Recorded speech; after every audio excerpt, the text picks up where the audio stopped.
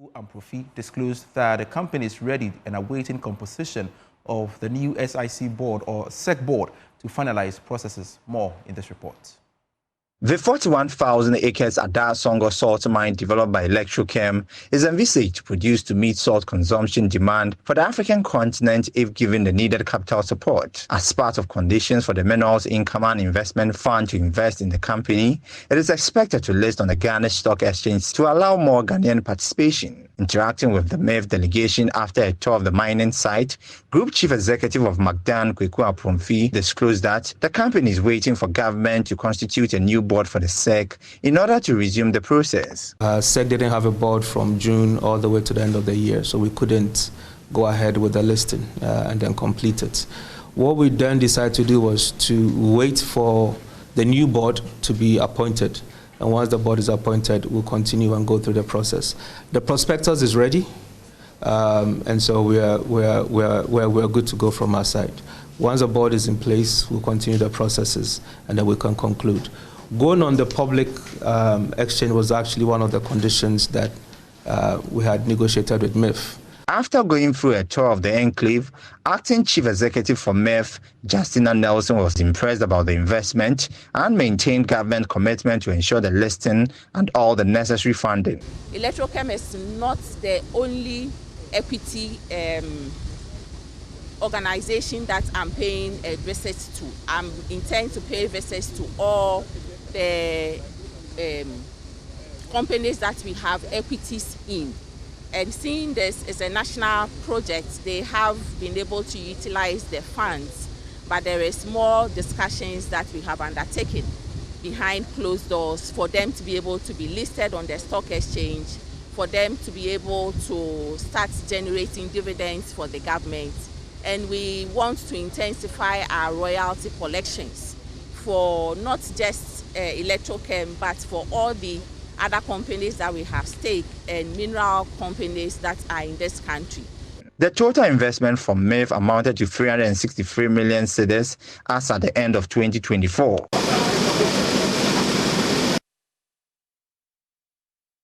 To tap into the huge demand for petroleum products in the West African sub-region and beyond, the Tema oil refinery is seeking capital injection to retool and begin its core operation.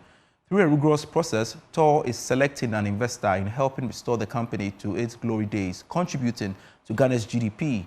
Managing Director of TOR, Dr. Yusuf Suleimana, disclosed this to Joy Business in an interview. Kwame Yanka has more. Tema oil refinery, which was once Ghana's pride on the African continent, is now a pale shadow of itself, having struggled especially in the last 2 decades. But its new management, as part of government's commitment to seeing TOR taking its place in the sub-region, is helping breathe life back into the refinery. As a player in the downstream petroleum sector, TOR's operation will create direct and indirect jobs. Managing Director of TOR, Dr. Yusuf Suleimana, says about $25 million could be a starting point. But even if you have minimum of 20 to 25 million US dollars, we can get the CDU back, and which all we are working on.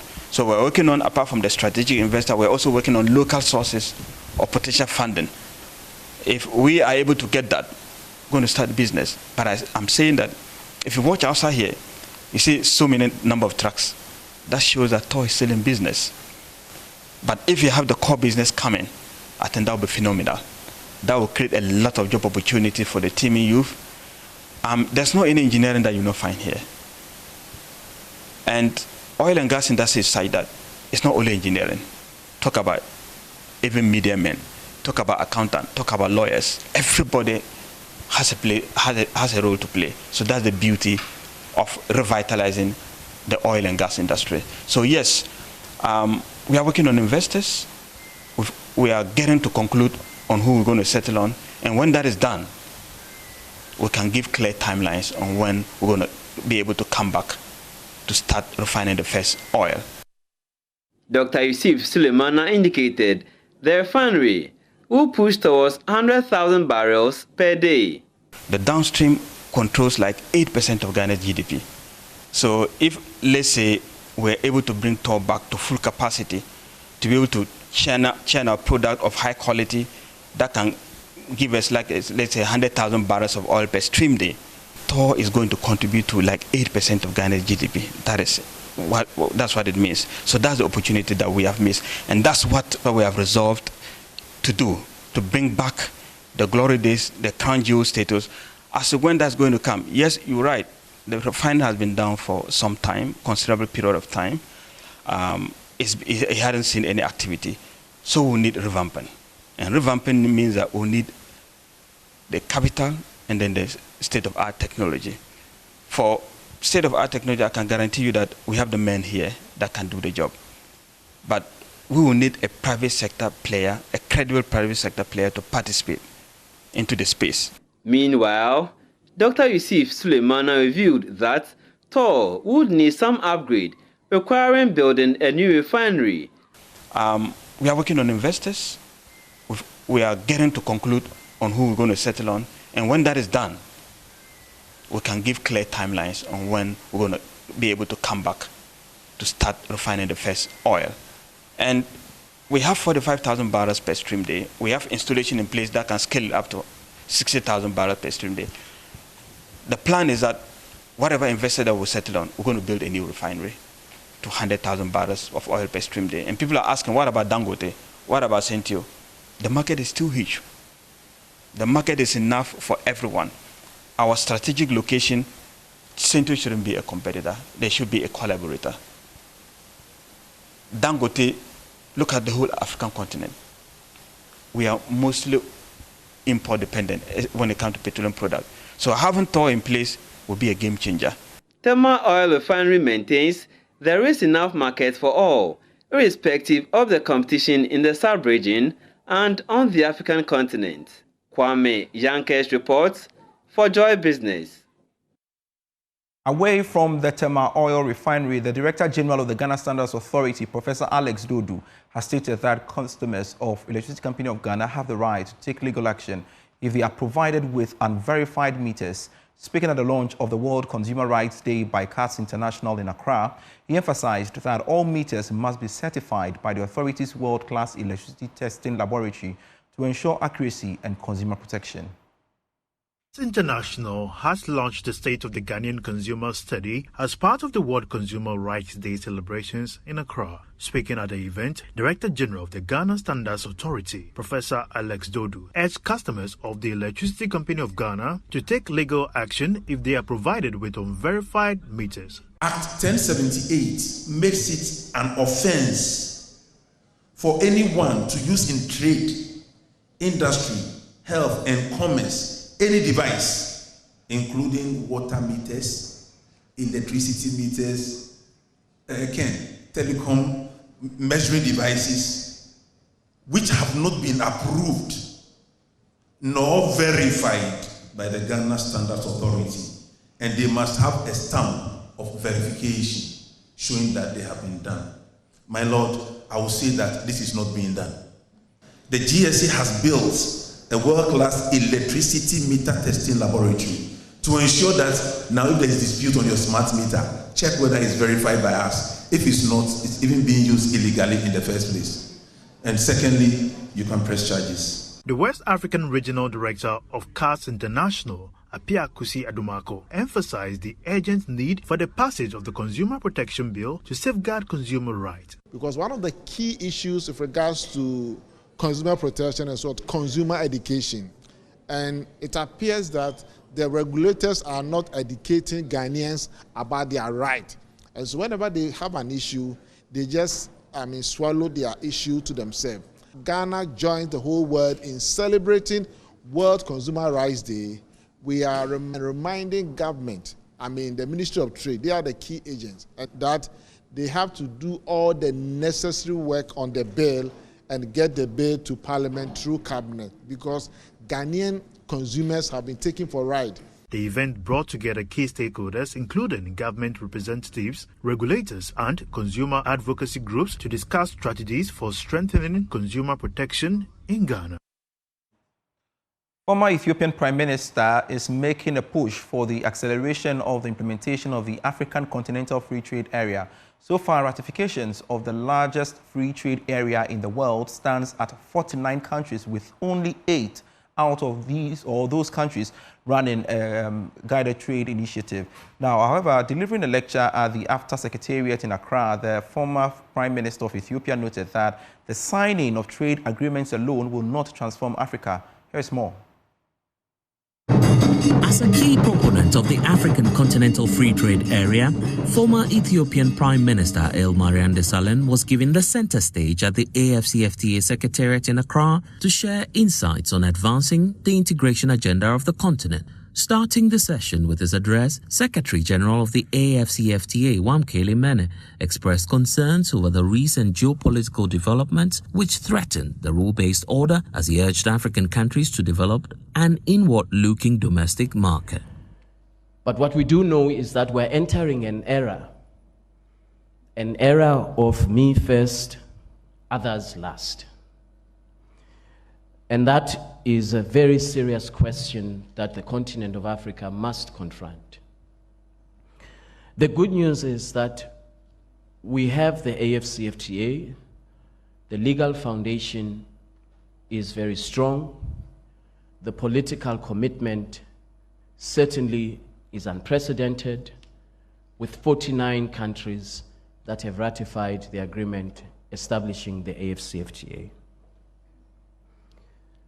This presents us with an opportunity to develop a domestic market, an inward-looking domestic market that focuses on building supply chains in Africa, building our own resilience, and continuing to develop the AfCFTA market. Although 49 countries have ratified the African Continental Free Trade Area Agreement, member states are yet to fully take off with the rollout of the single largest trading area framework. This, the former Ethiopian Prime Minister says, will require a renewed effort to put Africa's Agenda 2063 on track. AfCFTA is a major pillar in making this vision a reality. We have seen the commitment of our leaders as they have signed the agreement, as I said, meaning political will and action is strong. Now the real work begins. I am certain everyone here agrees with me that the trade agreements alone will not create jobs or build industries.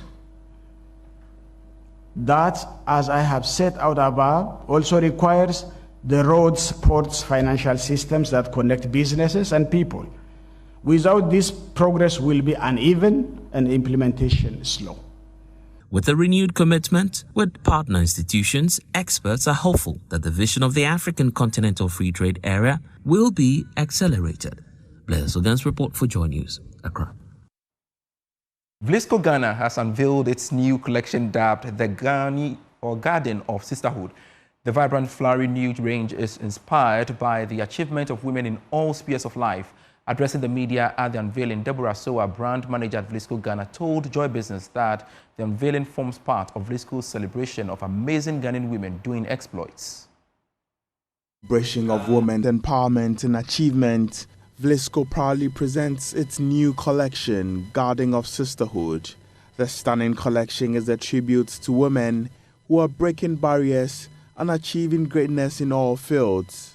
Deborah Soa is the brand manager at Vlisco Ghana. As a tribute to the women, our collection tonight is called Garden of Sisterhood. And this is inspired by the togetherness, the collaboration, and the complicity that women have. The collection is made up of a lot of floral designs. And you know, when you talk about flower, you talk about growth, you talk about unity, you talk about strength. So in a way, Vlisco is telling all the women out there that they should be united, they should uplift each other. The Sisterhood collection is available in the Vlisco shop at Accra Mall. So you can please visit the shop anytime to grab your exclusive collection. She details what sets the Vlisco brand apart from the rest. We are able to innovate. We don't repeat our design, and that is one thing that is unique to us. We always innovate and bring out something new for our consumers. So every quarter, and even within the quarter, you get few drops of new collection always. So we always excite our consumers with new. For Vlisco lovers, The brand promises exciting collections throughout the year. Expect more from Vlisco. Mother's Day is just around the corner. We are going to have a lot of products, another collection launch during Mother's Day. Ramadan, we are going to get few drops. So at every occasion or every moment of celebration, we will have Vlisco delivering or dropping new products for our consumers. So at Vlisco, always expect something new and exciting. And to some other stories, international tech company Yango has disclosed its intention to use the government's 24-hour economy policy to expand its operations and leverage on growth. The company disclosed this at the launch of the 2024 edition of the Yango Digital Mobility Awards. Yango launched the 2024 edition of the Yango Digital Mobility Awards to celebrate its cherished partners, partner drivers, users and allied service providers. The event will see some top drivers, partners, riders and key stakeholders recognized for their dedication and commitment that has pushed the growth of the business since its entry onto the Ghana market. General Manager for Yango Ghana, Mr. Tom Ofonime, told journalists the company will leverage government's 24-hour economic policy. The most important thing to anybody behind the wheel is owning a car for himself. More than 80% of the guys behind the wheel do not actually own these cars. And that's why we have partnered with some of the companies here to be able to provide a brand new vehicle in 2023, and also for 2024 we'll be giving a brand new vehicle. However, this year we're extending it not just to the winner for the driver of the year, but all top 10 drivers are going to be getting rewards in order of what's important to them. So from fuel coupons to mobile phones and data, we're extending all that to these drivers that will be winning in 2024. Mr. Ofonime also touched on the new additions to this year's event. I mean, for everybody out there, we are going into a 24-hour economy.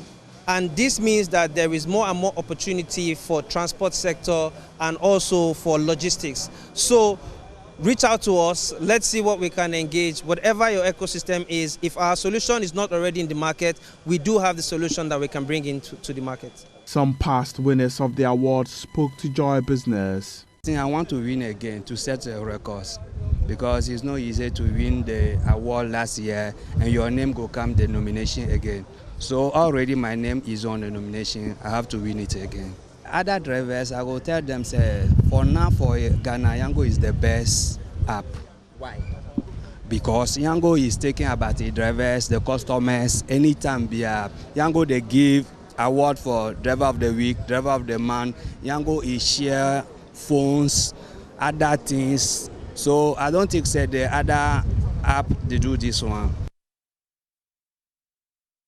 The Tree Crops Development Authority has outlined strategic government interventions aimed at addressing the shortage of raw materials impacting rubber processing industries in the Western region. Here's a report.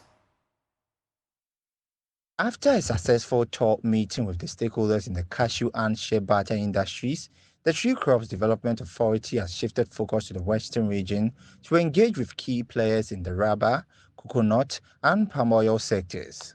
The TCDA delegation began their tour with visits to the Directorate of Food and Agriculture, the Council for Scientific and Industrial Research, and the Western Regional Coordinating Council. Their next stop was at the indigenous rubber processing factory, Nairobi's natural rubber processing company located at the Wasa Menfi East District in the Western region. Here is Managing Director of Nairobi's Limited, Emmanuel Akwesi Owusu. Nairobi's means natural rubber business, and we buy rubber from individual farmers and we process it into technically specified rubber grade 10. TCDA visit to us is, for me, very important today because TCDA, that's the Tree Crop Development Authority, was established by an act of parliament and is to regulate 6 crops, of which rubber is one of the crops. And so once there's regulation, for me as a business person, it's going to increase my profit, boost my business. Because anything that we don't regulate, everybody wants to do anything anyhow. And so this visit is very important for us as the Nairobi's group. The Chief Executive of the Tree Crop Development Authority, Andy Osei-Okra reaffirmed the government's commitment to supporting the rubber industry by addressing the raw material shortage challenge. We are in Western region and we go through Western to Central region. And when you talk of Western region, we are talking of rubber as one of our products. The commodities we have here, coconut as well, and then oil palm. And here is our first stop in terms of one of the value chains, that's rubber. And I am impressed that this is an indigenous processing factory, and seeing how they've gone through the process and what they intend doing. And I'm so happy that they already have the 24-hour policy agenda in mind. But what I can see here, the challenge as he also enumerated is the production of this rubber, how they can get more. Now today, factory is not run because of lack of rubber. So it shows that meanwhile we have land. There are so many people that can go into the rubber production. So that's what we are going to hammer on as CDA. So I'm impressed that if we see that they can get the raw material, the planting material, then it means that the production of their rubber, the processing aspect will go on. Narubis Limited, established under the Company Act 179 in November 2018, began operations to process raw rubber for the international market and was officially commissioned in 2021. Thanks so much for watching Prime Business. I am Pius Kojobaka. We have more for you when you log on to myjoyonline.com/business. Do enjoy the rest of our programs.